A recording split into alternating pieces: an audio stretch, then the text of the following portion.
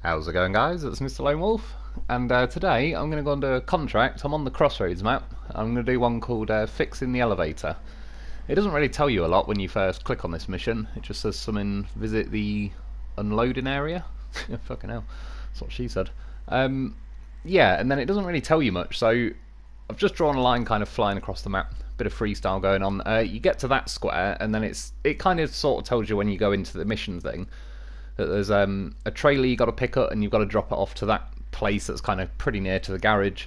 And then you can see on the list of like contract things you got to do that it says service spare parts for, but when you actually click on them it doesn't tell you where they are or what's going on with that.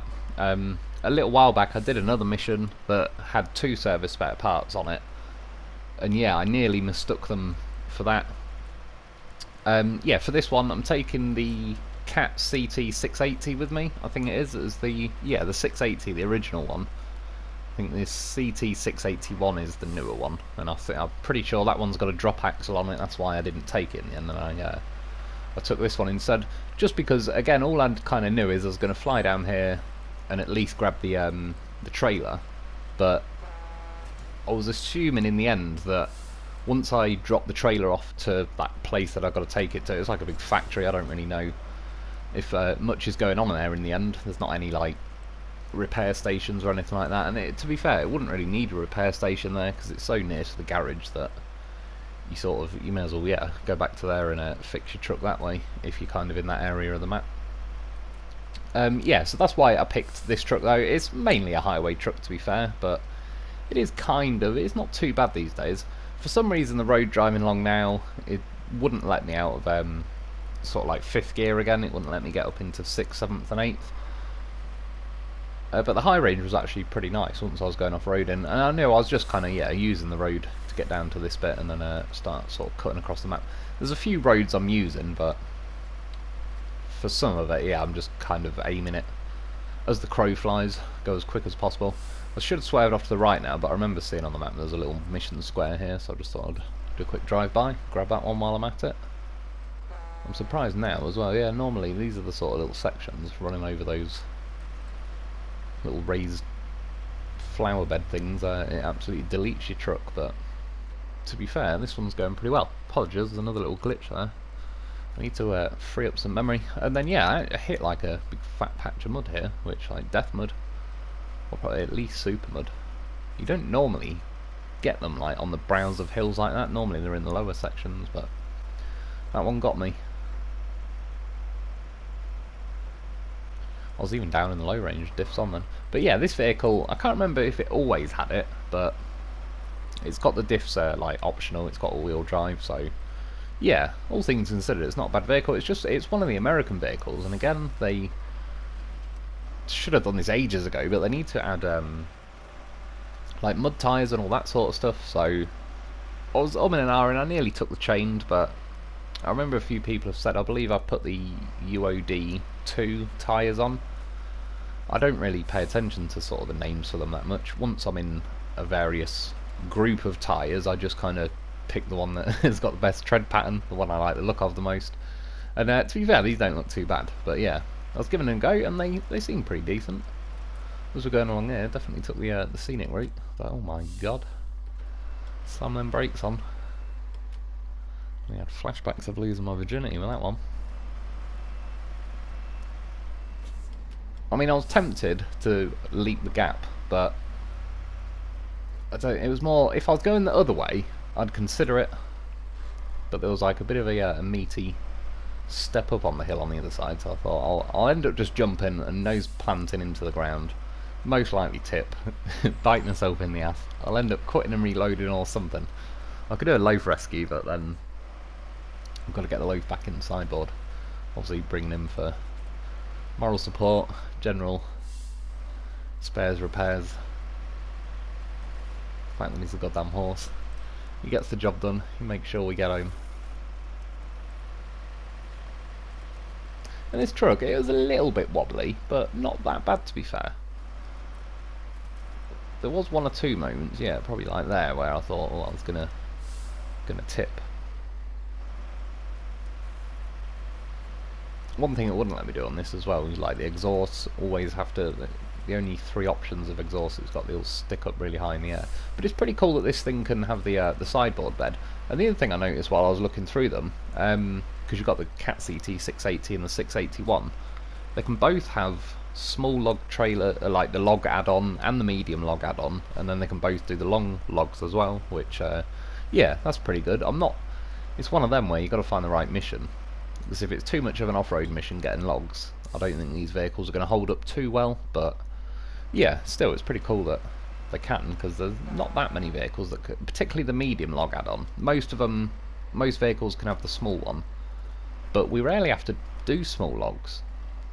It's pretty much always, I think, like, I've done a few logging missions on this phase, and I think they've all been medium, or maybe there might have been a set of long logs as well. But yeah, you can see, so once I got down here and got to that, like, little blue square that you got to drive through to the unloading area or whatever it is, then it highlights up that the trailer's here in the corner, and then there's 4 lots of service spare parts that appear. And obviously I was kind of like wondering what to do now, because I could just go and, you know, drop the trailer off and then spawn another vehicle at the garage and kind of do the same drive back here and blah blah blah. The fact that I was right next to them was kind of like, again, if the mission gave you a little bit more of a heads up of how it's going to do it before you set off, you could prepare a little bit better. And I was trying to think of which vehicles. I mean, if you could have bought, like, say, the Western Star twin steer thing, but you can't have a crane on that, so you're going to need something else to, because they're like manually on the floor. You can't just go to a loading area and kind of automatically load them onto the trailer. And just have an ambulance come past the house. I swear, everything waits already since I've been recording. My cat started meowing, my phone's gone off, and now an ambulance has drove past. It's definitely doesn't want me to get the audio on this one. Yeah, so like I say, just because it didn't really tell you what was going on, I was thinking maybe if I just grab the trailer, it might not unlock the second part of the mission until I deliver the trailer and the service spare parts. Yeah, I didn't really think they were going to be here right next to the trailer. Yeah, so what I did was, over at the train yard, which is like literally just up the road, I've left various vehicles there from doing previous missions. So got a Bandit and Lo4f chilling out. There was also, I had a step pike and another Lo4f there. So I had my pick of vehicles to choose from. I nearly brought the step pike, but I was looking at the Bandit, and as you can see, the little Lo4f, he's wiggling around in the back. He couldn't wait to get stuck into the mission. So I thought I'd take yeah, these vehicles instead. This thing's got the KRS Bandit crane on it as well, which is quite nice for, like, it actually lifts cargo, kind of does what it says on the tin, and I was able to reach the trailer without kind of trying to reverse up and jackknife it and do all sorts of stuff. Thankfully it still lets you do the little trick where you can just load cargo onto, like, the front edge, and yeah, keep clicking pack and unpack, and it'll get them on there in the end. Not too sure why the Lo4f is jiggling around like that. I think it's something to do with, like, the packed vehicle mechanics. He's been in there for a little while. That's what she said. I can't remember when I did the mission with the Bandit and Lo4f, but it's definitely a week or two ago now, I would have thought. So yeah, just keep clicking sort of pack and unpack. Gets that done, restore the crane, little victory horn, and yeah, I just kind of figured, well, the other big thing is I had the ramped flatbed at that train yard as well, so obviously I knew it's 4 lots of cargo. Yeah, this had a crane on it. The step pike thing that I had there did also have a crane on it. And I'm not 100% sure. I reckon you can put a crane on this Cat CT680, but I don't know if it'd also let you have a trailer. But yeah, you're going to have to do some kind of, like, setup on this mission, because you've got to take 2 trailers essentially. Just wanted to pull my Lo4f forward. Game said it ran out of fuel. This game needs to realise you never deny a Lo4f what he wants to do. Use the winch, scoot him forward just for weight distribution. It's a weight distribution Lo4f now.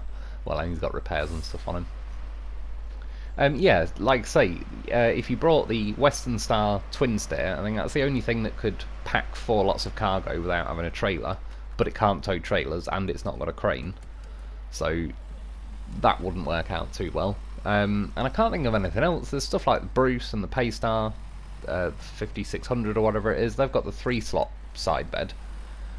But yeah, as far as I'm aware, there's not any options I suppose the closest I could have done is took like Bruce or something, packed 3 lots of cargo, got this trailer, and then used the crane and just kind of rested it on my head and done it that way.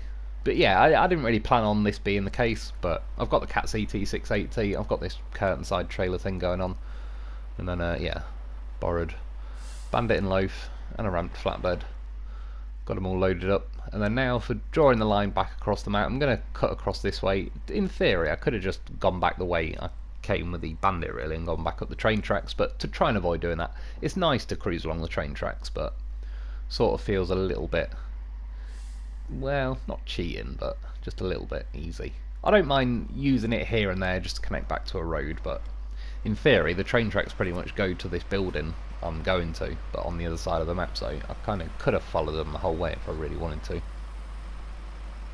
And yeah, the way I've got the curtain side towing that behind me, and then the Bandit, and then the ramped flatbed, because when you're doing a road train you don't really want the ramp, like if I had the ramped flatbed where the curtain side is now, and then I've got the Bandit pulling on the back of it, it can kind of spring the trailer around a bit, and just because it's more the trailer that's such a wonky beast that always wants to flip over, so you're probably best off in that situation just having it as like the last thing in the road train, so it's not got anything pulling on the back of it as well, twanging it around, because yeah, it's so keen to want to tip usually.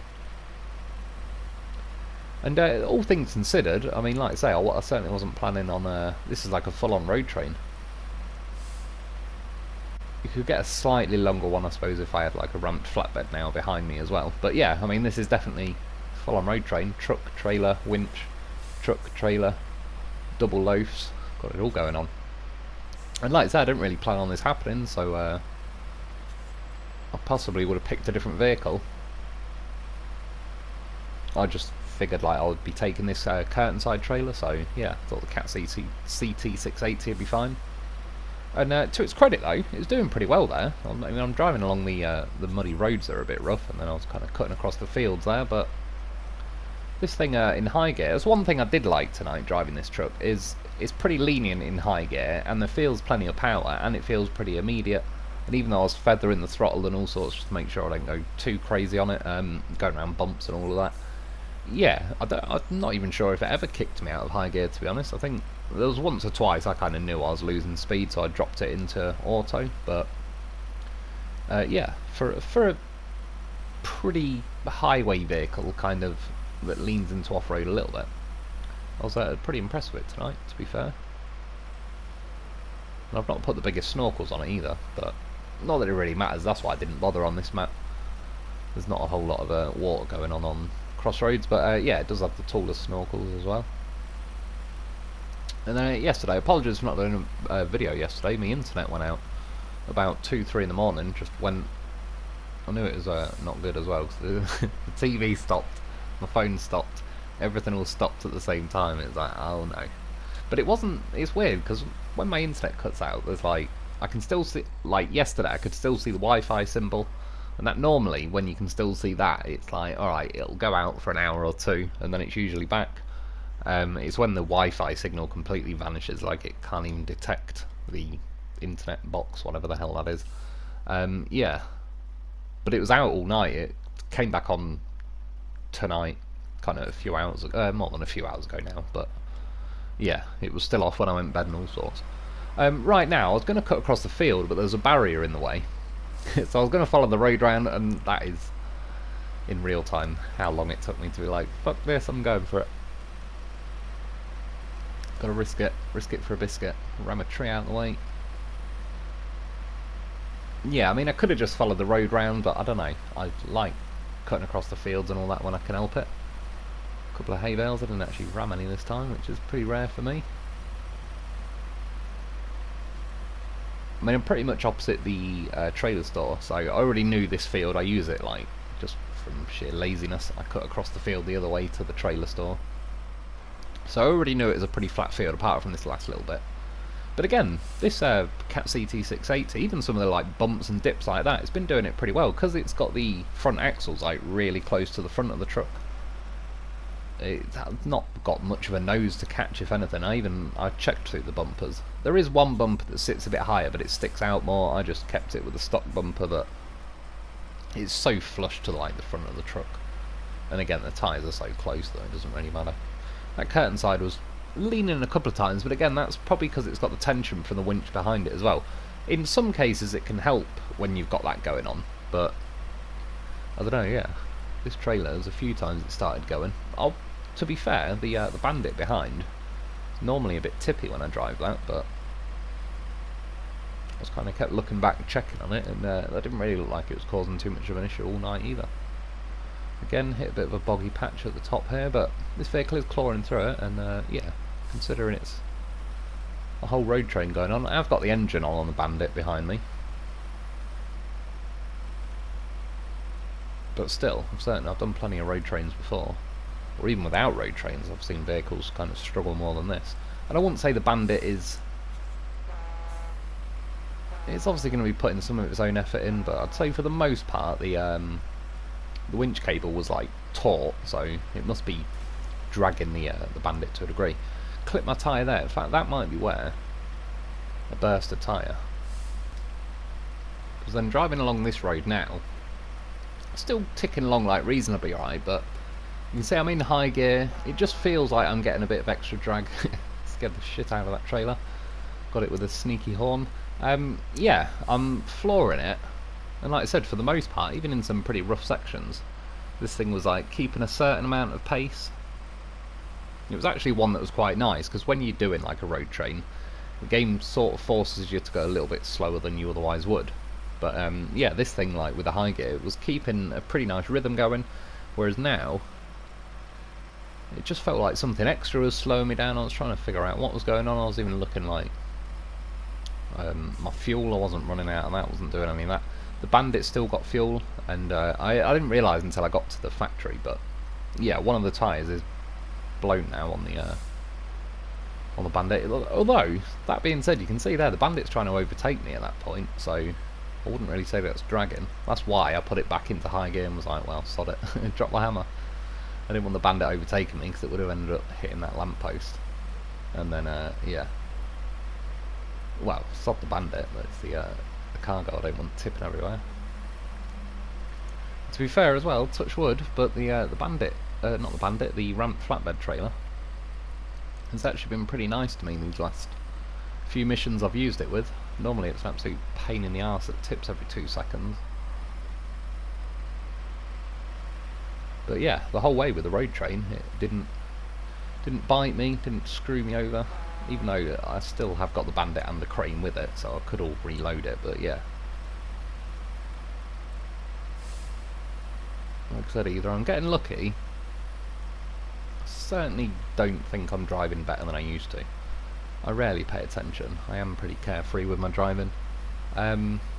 Or, yeah, they've adjusted the mechanics of the trailer, which I kind of find that hard to believe, considering there's other bugs in this game that they haven't patched at the minute. I thought there was supposed to be another patch or something, update coming out for this game, but yeah, since the last patch we had, I think they might have done a few stealth tweaks in the background, but I know there is definitely still bugs going on in this, particularly this phase. Even stuff like, I'm surprised they haven't fixed the mission stuff, where there's that one, for example, where you got to like spawn cargo containers to build the cabins, and you have to use one of the contests to spawn the containers.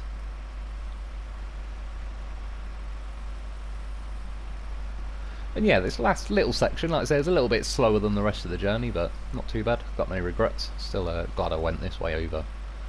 Just kind of cheesing it on the rail tracks. As tempting as it is. And I think at that point as well, even the Bandit there is kind of shoving into the back of the trailer, probably giving me a little bit of a boost. So I'm not sure actually with the burst tyre theory, because if the Bandit was kind of pushing into the back of me, that wouldn't really make any difference to like dragging it along. I just remember at some point when like I burst a tyre, they seemed to have updated it a few months, well probably more than a few months back now, where the once a tyre blew, it was like you had the handbrake on by comparison. So yeah, the first stage of that mission's drive into that yellow square to drop the trailer off, and then apologise again, there's a little tiny glitch there, but switch to the Bandit, and yeah, this kind of helps get both stages done in one, really. I don't know why, I've got a memory of driving into this bit to drop cargo off, but I don't think I've done this mission before, even on the mod playthrough. I'm not sure. I don't think so, otherwise I'm sure I'd remember those 4 service spare parts appearing. But anyway, we got that done. Drop them out. I'll just change it to daytime quickly. I was keeping an eye in the background to see if anything gets built or changes with that big factory thing going on behind me, but it didn't. Just fixing the elevator or whatever the hell that means. Well, I know what an elevator is, but I don't know how it the context with which it matches the yeah, the factory going on in the background. Money wise, I don't think it was too bad. In the end, this is quite a nice mission to do. The Cat CT680, to its credit, held up pretty well. I just noticed now as well when I switched back to this, it took the trailer. It didn't take it when I just drove in the yellow square, but once I've dropped that off and completed the mission, it takes the trailer away from you. And yeah, that's about it though. It's another one done. It's another one in the bag. Yeah, I hope you've enjoyed. I hope that helps. Thanks for watching. Thanks to my Patreon members. Get yourself a loaf because he's a goddamn beast, and I'll be back soon.